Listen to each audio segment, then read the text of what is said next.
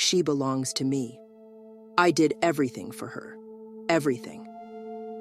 From the moment I met her, I knew she was different.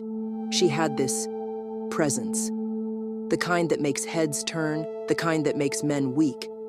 But no matter how hard I tried, no matter what I did, she never saw me the way I wanted her to. She was always with the big boys, the rich ones, fancy parties, expensive dinners, things I could never offer her.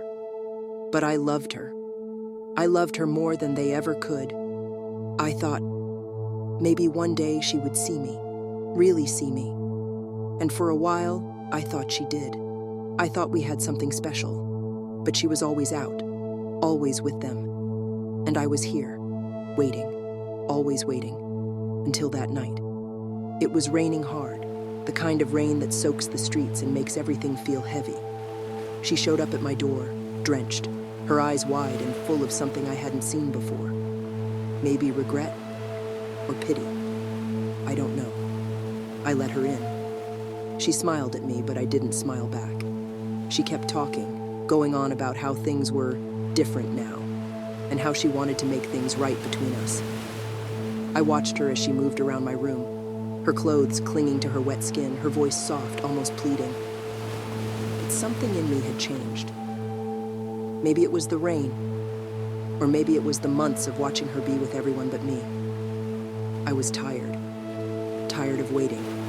Tired of sharing. She walked over to the bed where I was lying, her words floating in the air, meaningless. I looked at her, really looked at her, and something clicked. She didn't belong to them. She belonged to me. I reached out and pulled her close, her body warm against mine. She stopped talking for a moment, surprised. But I didn't let go. My hands moved to her neck gently at first. She laughed, thinking it was a joke, thinking I was playing. But I wasn't. I tightened my grip. Her laughter turned into confusion, then fear. Her eyes widened, her hands clawing at mine, trying to break free. But I held on. I whispered to her, "You'll love this. You'll finally be mine." She tried to scream, but her voice was gone. I could feel her heart racing, her body trembling, but I didn't stop. I couldn't.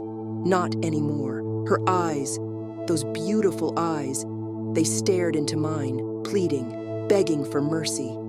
But I knew what was best for both of us. She was mine now, no one else's.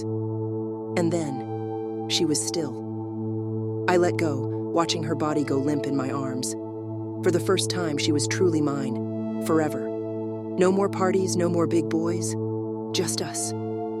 I smiled, finally at peace. "Now," I whispered, brushing her hair from her face, "now you belong to me, and no one else."